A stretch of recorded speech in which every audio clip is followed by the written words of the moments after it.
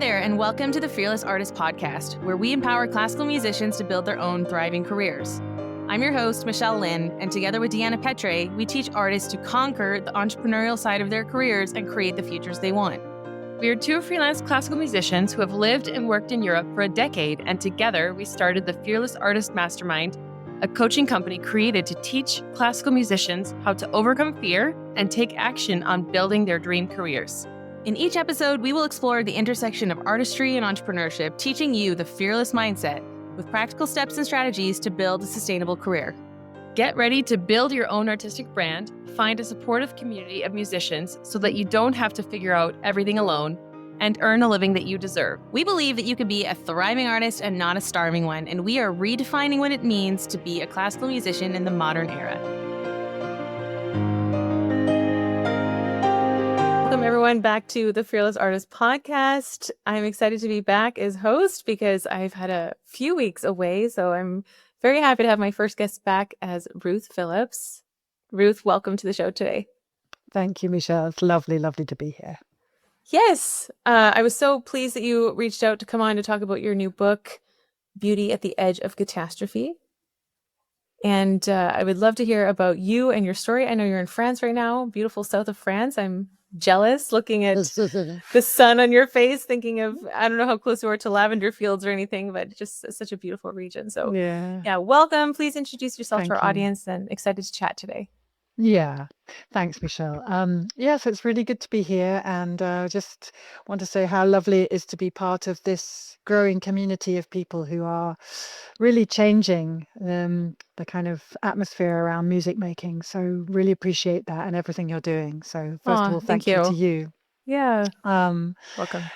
And so, my name's Ruth Phillips. I'm a cellist, and it's the same old story, injury and stage fright brought me to da da da da da. So there's nothing particularly new in all of that, but it has been a wonderful, these things that are so challenging in our lives often do bring so many chances to learn and grow. And I was the person who was so scared of walking on stage that I actually thought I was going to die. I literally thought I wouldn't survive. And I know that I'm not alone in that.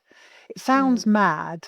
I know it sounds mad, and you can say it to people, but I think many of us actually do feel that badly before we perform.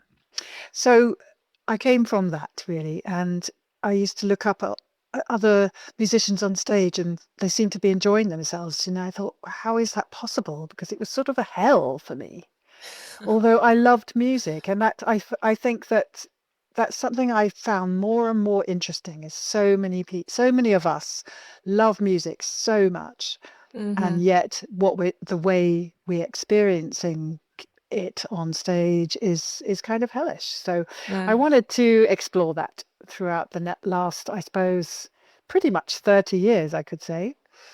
And it's been really interesting. So I did a lot of work with a fantastic yoga teacher, Peter Blackaby, who's in the UK, who's also a kind of mindfulness teacher, and really is the first person who brought a sense of being aware of the whole body, because I don't know about you, but I learned to play with my head and my hands. Yeah. And so that was a new thing, and that changed my life completely.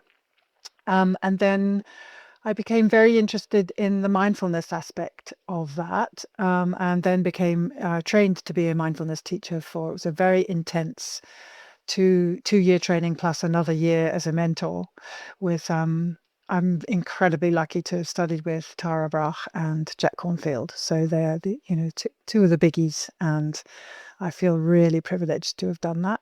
And I did my main focus on musicians. So all my practical work was running groups for musicians. So I now sort of incorporate all of that stuff in what I do. I hope that answers your question. Yeah, no, there's so much to dive in here. Thanks for sharing. So first of all, congrats on your book. I know it came out in February. That's right. Yep. Yeah. Yeah. So when it comes to mindfulness for musicians, I'd love for you to share, what is it and what is mindfulness not? That's a great question. So what mindfulness is not. It's not thinking, and Mm-hmm. it's not feeling. I think there are a lot of misconceptions around it. So I really appreciate you asking. Actually, um, I think.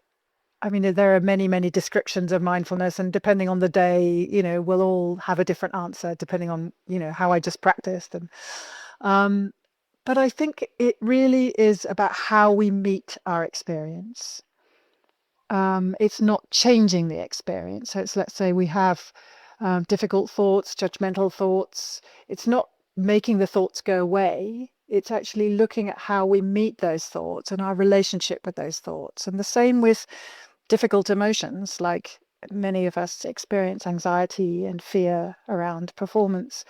And again, it's not shoving those away and not feeling them and then, hey, let's all feel really positive and joyful, although joy is an incredibly important part of to cultivate, but it doesn't come from shoving the other feelings away. I think you've talked about this, Michelle, I think, about feelings quite a bit in episodes that I've heard, and I think we resonate about that.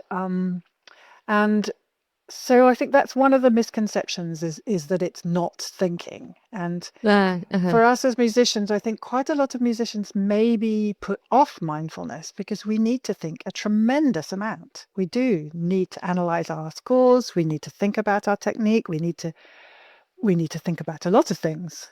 And thinking is fantastic. But the question of noticing if the thoughts are cultivating ease, or if the thoughts are actually useful, basically, or not useful, or even really preventing us from expressing ourselves, because we all know that what's commonly known as negative self-talk Uh-huh.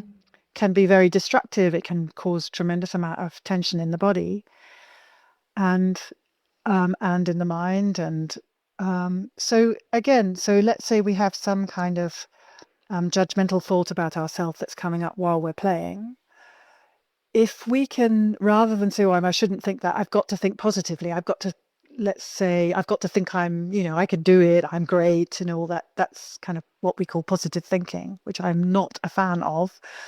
Rather than that, the thoughts are there. So we don't enter into a fight with our reality. Our reality is that thoughts have arisen. They are the thoughts that have arisen. Can we meet them with kindness? And when we do, there's this miraculous thing that happens, is they arise and they pass, like absolutely everything in life. So it's a really beautiful thing to start experiencing, how everything just arises and passes, because that is the nature of all things. Mm-hmm. So I hope that makes some kind of sense and answers your question. Yeah, no, absolutely. So meeting these negative thoughts with kindness, what happens if we don't meet them with kindness?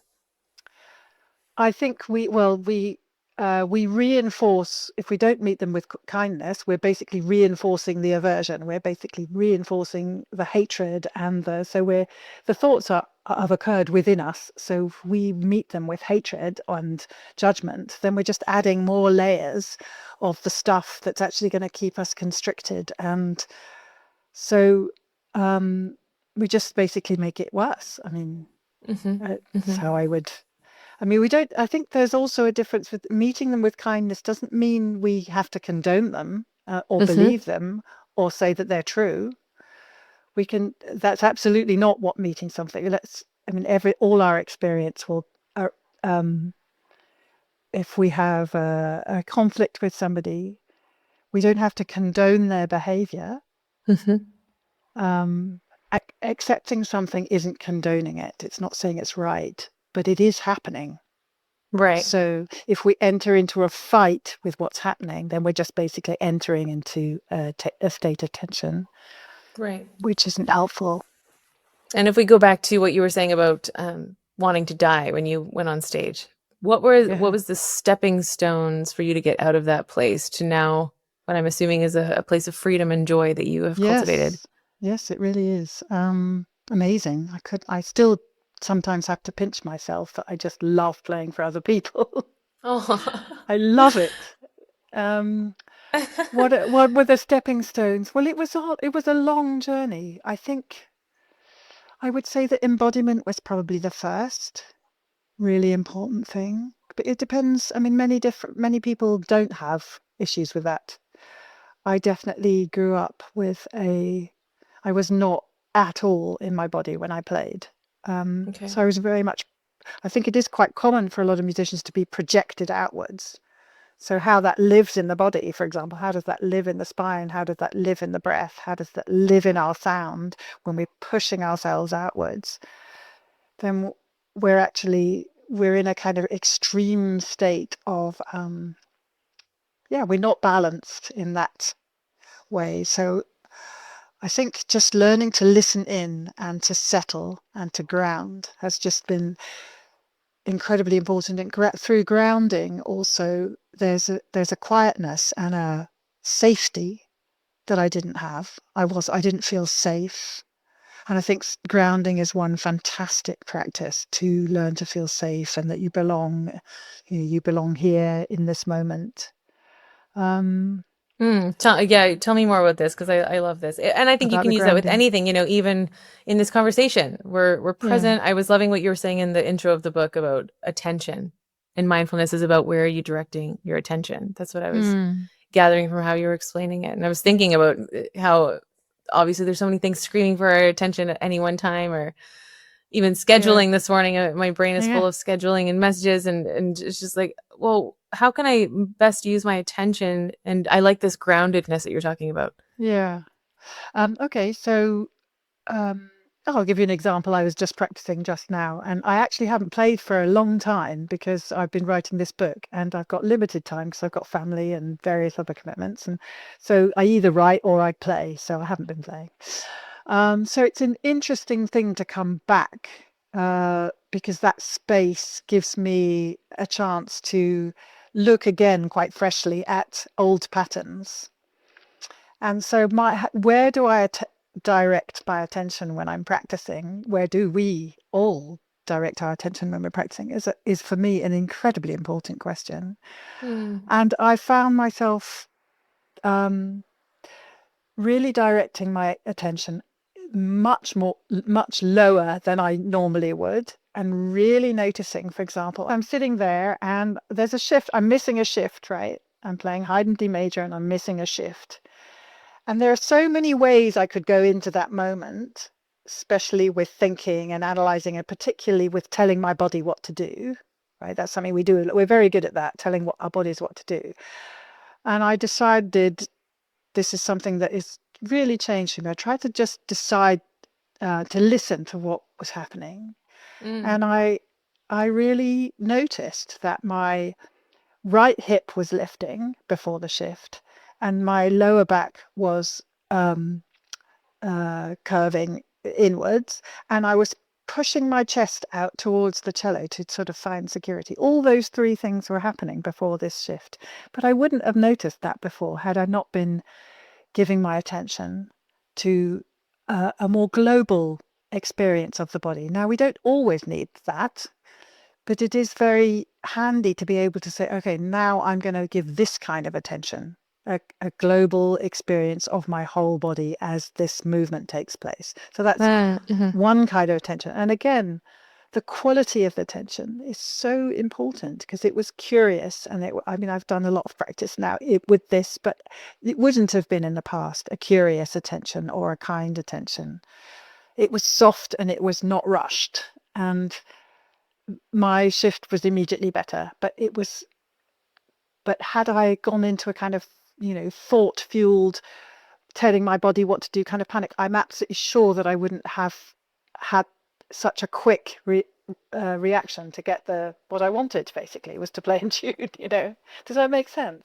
And Yeah, I mean, I think it this is felt like huge. slowing down made it much Yeah. faster, the process, that I Yeah. could slow down and soften. That's just So, one way. hey everyone, real quick, before we continue with the episode, I just wanted to take a minute and let you know about our community, Fast Forward. Fast Forward is the place for classical musicians to gather, have great conversations, and set clear goals so that you know that you are making progress. Because what is probably happening in your life is that you are way too busy, your schedule's packed, you're running from admin to gig, to rehearsal, to concert, and you don't actually stop and take time and check, am I building the career that I want to have, or am I just running to the next thing?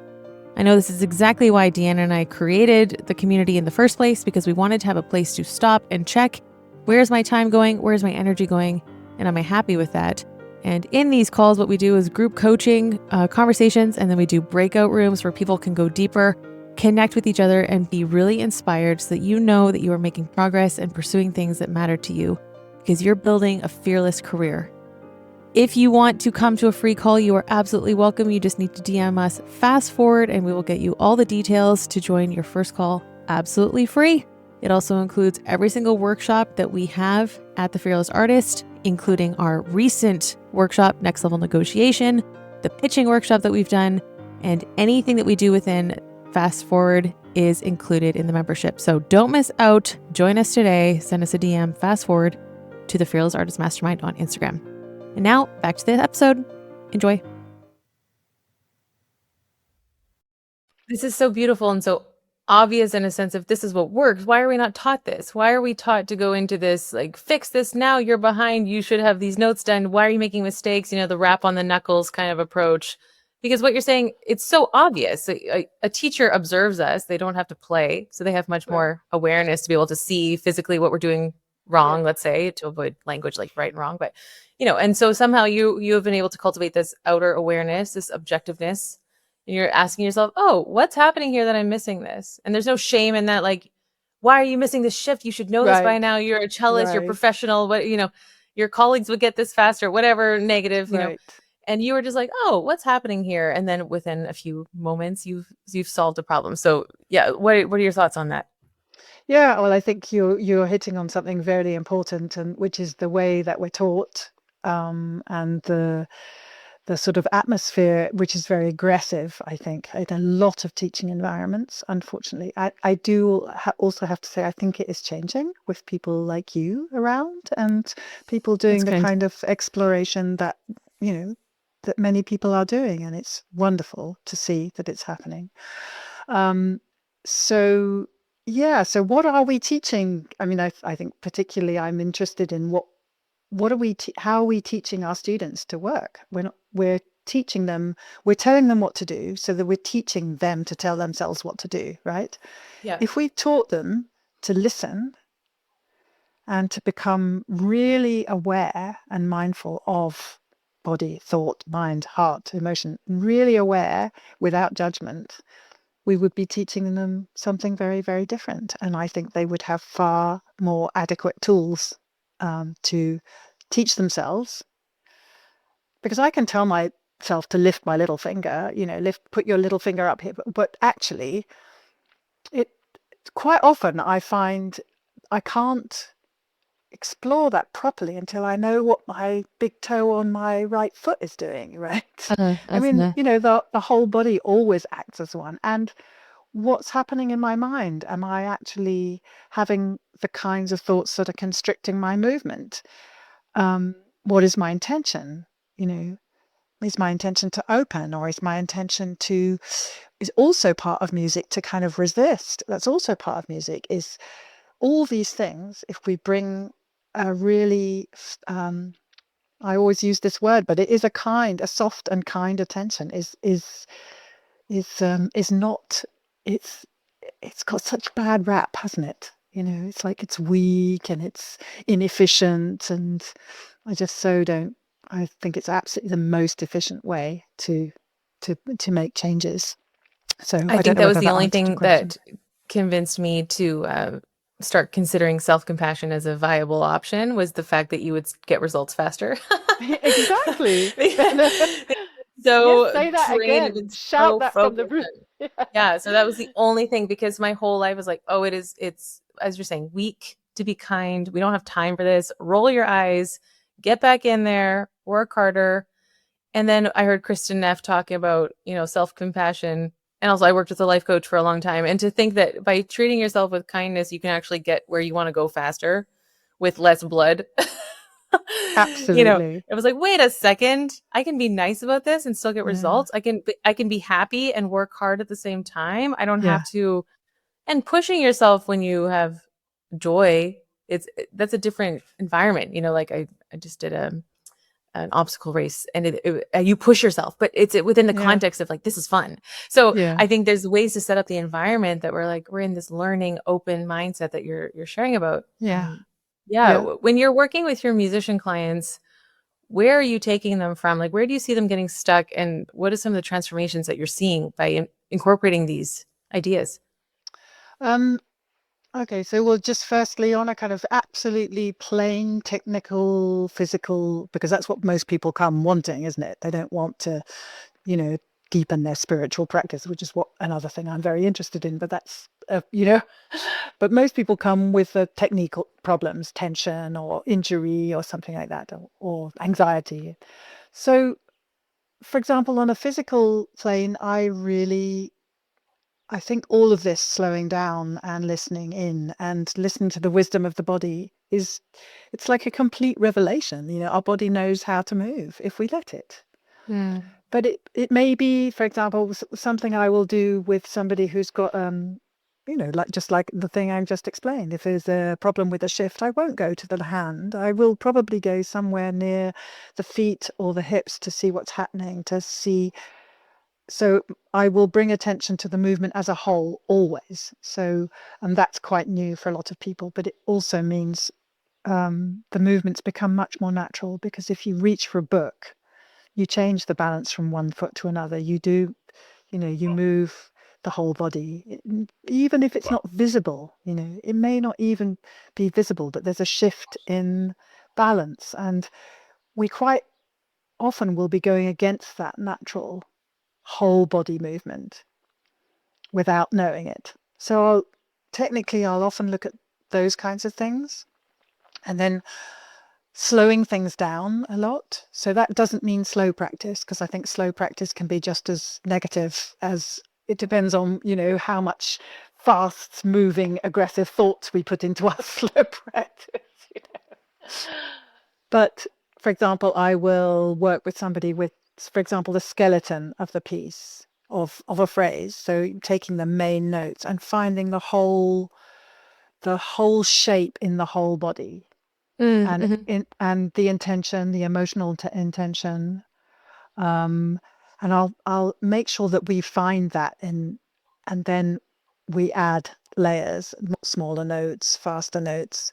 It's a bit difficult to explain without an instrument, but that kind of way of practicing. So rather than slowing down all the fast notes, you get the actual shape of the phrase, really, you loop it over and over again so that the body really knows it, like a Mm-hmm. route through a landscape. So those are, and then Sounds like I getting do, grounded, like you were saying before. yeah, yeah, exactly. And another thing that I find really important, again through grounding, is rest. Where do we rest? Where do we rest in every phrase? And every note, there's a moment of rest. In there's a part of our body that's always grounded, always resting. Mm-hmm. Where are our resting places? And I think again, another misconception that we are taught very strongly is that we should always be doing. And how can we rest that doing mind and that doing body and allow movement to happen, allow something to unfold? We've set something in motion. So can we then step back and allow it to unfold? And then you start cultivating a sense of wonder and awe, because then that's when the sort of mindfulness aspect comes in, because you step back and you're able to listen in a much freer and more open way when you're not identified with every single note and every single movement. It's so stressful. It's actually too stressful. It's kind of impossible what we're asking ourselves to do, It's a a lot of the lot. time. It's very demanding. So then when you can step back and actually, how do we set something in motion so that what we produce, what we want to, what's written in the music, and then we listen. Hmm. Can we quieten the mind so that we can actually listen rather than comment all the time and interfere? So those kinds of, what's the relationship between what's going on in the mind and what's going on in the sound, and Yeah, sorry, I'm rambling. No, you're not. I'm enjoying this. I'm just thinking I'd love for you to talk through the themes of the book because you have the breath, the body, thoughts, and emotions. Maybe you can give us a general overview of how you describe this process in the book. Because I think for anyone listening, I mean, all of these things are maybe things that we've heard in bits and pieces, and I like how you're bringing it all together Yeah. to give us a a way to map out a new approach, let's say, Mm. to healthy self-talk while you're practicing and as you're on stage. And then I'm wondering, as you're speaking, I'm like, I wonder how much audiences can pick up on this when someone is in that state of freedom and expression and trust. I think I'm hearing also trust coming through when you're Yeah, describing, definitely. Yeah. rather than someone who's locked into like over analyzing. Yeah. Before I go on the kind of whistle stops tour of the book, I just want to pick up on something which I'm not sure how Yeah, I can do sure. that you just said, which about trust and how the audience responds and if the audience notices. And I think that's really key.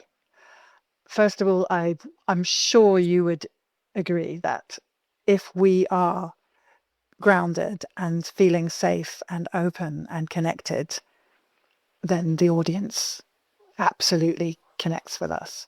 Mm-hmm. Mm-hmm. I will quite often do an exercise with somebody, for example, and get them to make a movement that when they do that process of stepping back and enjoying listening to the sound they've created or the phrase that's unfolding, and then the same thing, but with somebody with, I can demonstrate for them really manipulating every single note. And it might be very good playing, but I ask them how they feel as they listen to it. And they almost without fail say they feel incredibly stressed. They might be impressed. They might say, oh, that's really good playing, but they're not going to be touched. And so that exercise you can do one-on-one, how do you feel in your body when you hear and you see this kind of playing? And it's not that one's better than the other, but one connects and the other one doesn't.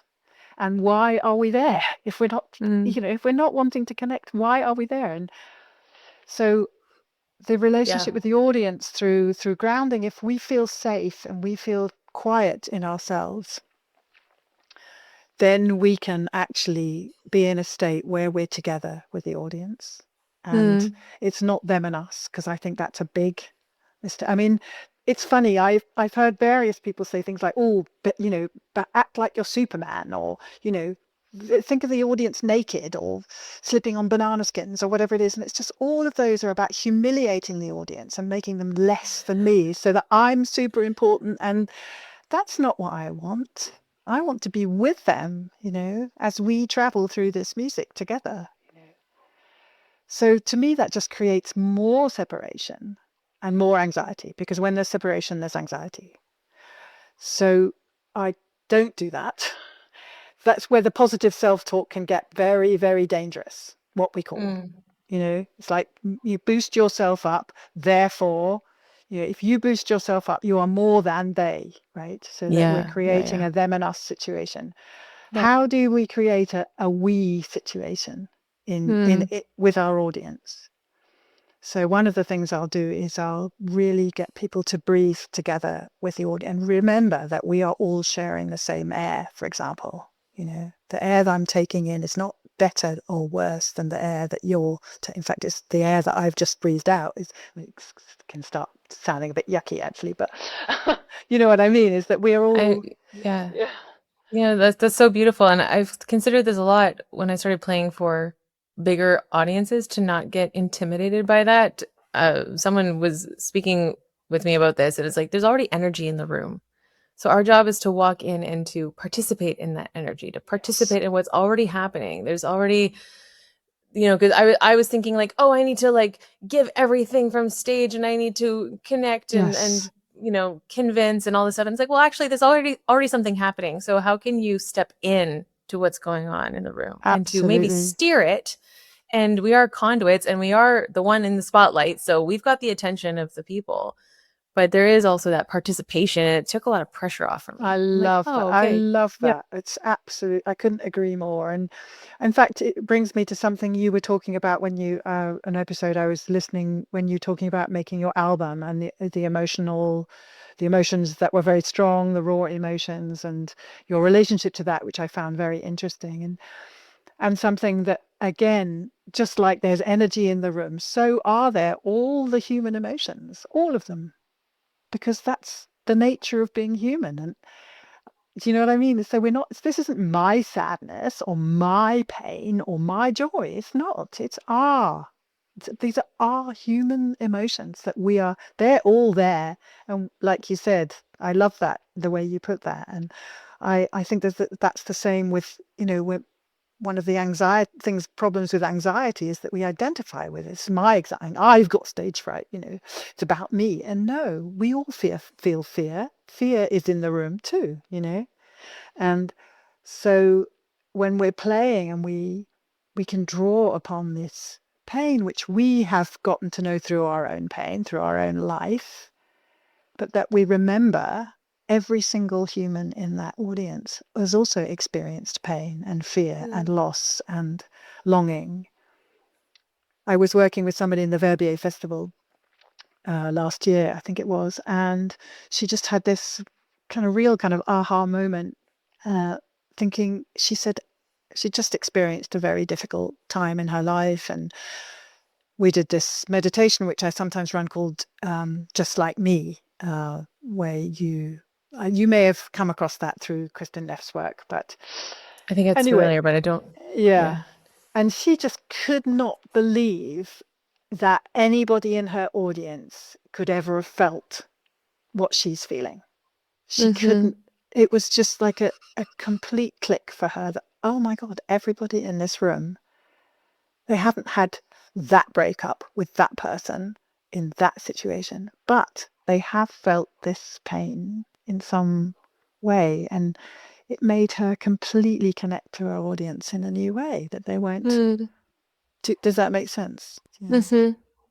So I was thinking about that when you were speaking about your emotions that coming through your singing, and yeah, I think that's also very helpful in terms of our relationship with our audience, and in creating a non-separation, and then we talk about inclusivity and all of that stuff, and we have to do that work before we can, it's on ourselves really, before we can open up in that way too, I think.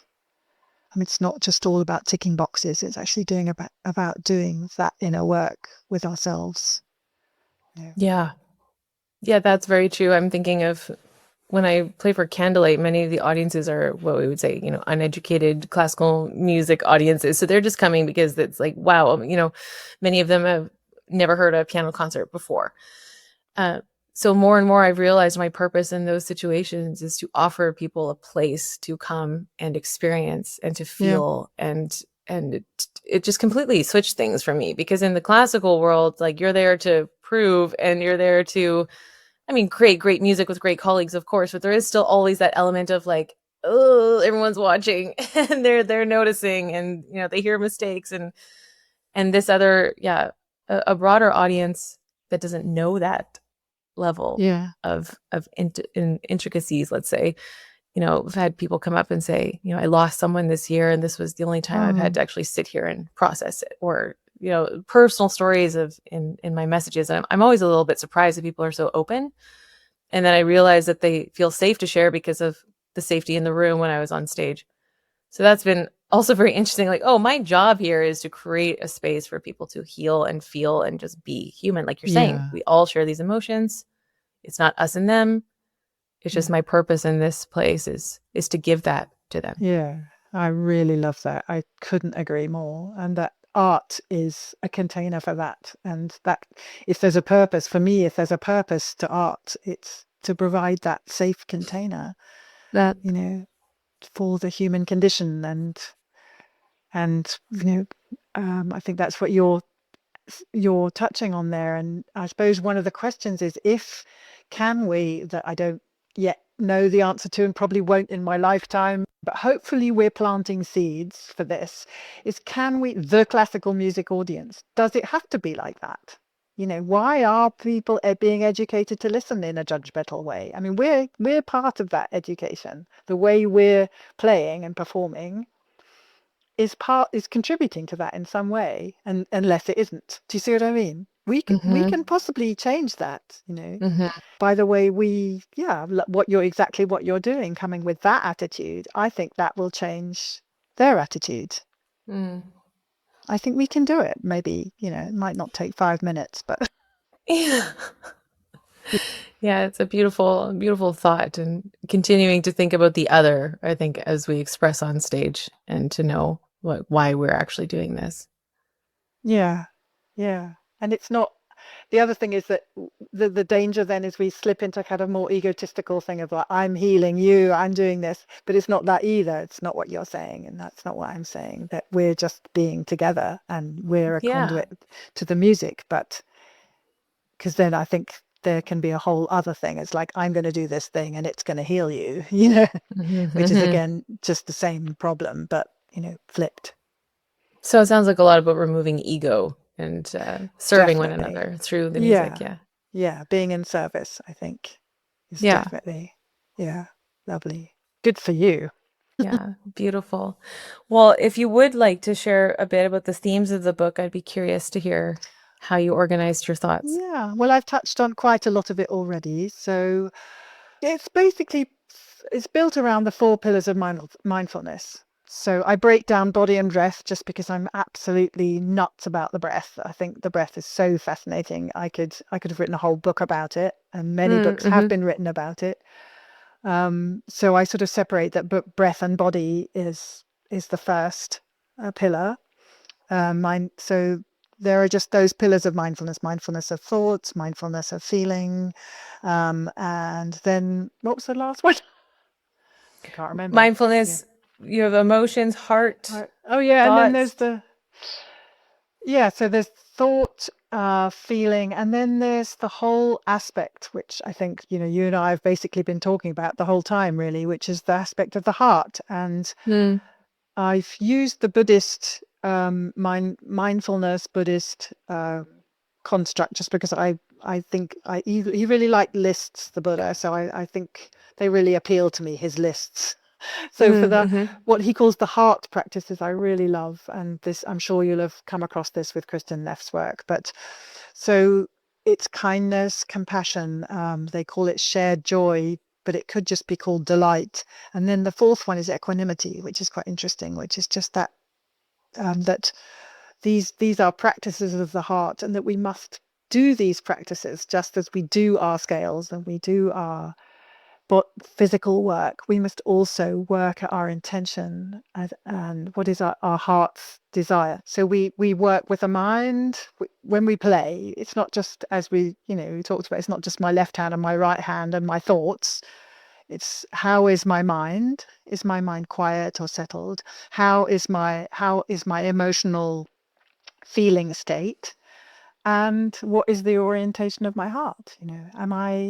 Is my heart orientated towards judgment and competition and proving myself, or is it orientated differently? And so these are things we have to practice, I think. It's not Mm, just like I'm just going to go on stage and just give everything and just be really generous. No, we have to practice those things, you mm-hmm. know.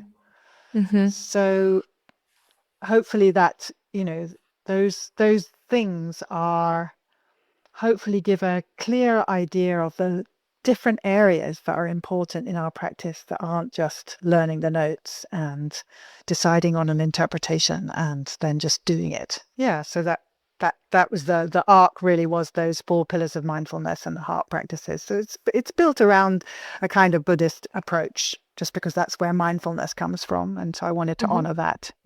Yeah, I think that's beautiful. The orientation of the heart is something I'm going to bring into my practice today. I think that was a beautiful way to wrap up with the orientation of the heart. So, Ruth, for everyone listening, what's one thing that they could do today based on all the loveliness you've shared with us about this? Oh, I would just say, just throughout the day, just noticing if the intention behind our words to ourselves or to others, but particularly if we're practicing, because that's what we're talking about here, is our intention a kind one? Is it kind towards ourselves, and is it kind towards our audience? Just like really, where is the orientation of our heart, really? and just stopping and questioning ourselves, because it so often is, and that's okay. That's what we've been taught. We shouldn't beat ourselves up about it either, but just to stop and question, okay, so what is my intention here? Yeah. As I judge myself or criticize myself, or then just dropping that and saying, okay, what? So that maybe is just a question for throughout the day. Yeah. That's beautiful. Is it kind? What is my intention? Is it kind? I'm going to take that with me. Ruth, thank you so much. How can people find you? How can they get the book? Well, my website is ruthphillips.com, and there's a link to the book page on my website. And there is a book page which is beautyattheedgeofcatastrophe.com. It's a bit of a mouthful. And so if anybody wants to do one-on-one sessions or get in touch, I love to hear from people. I love our growing community. So if anybody wants to share anything about their journey with anxiety or injury or anything, I'm always happy to hear from people. And so feel free to get in touch. Oh, that's wonderful. Thank you so much for the work that you're doing to help musicians come to a healthier place in their minds and bodies and thoughts. I think it's truly valuable, and I've really enjoyed our conversation today. So thank you. Thank you, Michelle. It's been lovely to be here. Lovely to be with you. Great. Okay, everyone, make sure you go check out Ruth's book, and we'll see you on the next episode. Be fearless. Thank you for listening to the Fearless Artist Podcast. If you found today's episode inspiring, hit that subscribe button and don't forget to share this podcast with a friend. To join our membership or one of our coaching programs, visit our website at thefearlessartistmastermind.com. This episode was produced by Pokey Huang at PH Media Studios in New York City. We're Deanna and Michelle, encouraging you to create your own opportunities and to go after what you want. You have what it takes to build the career of your dreams. Until next time, be fearless.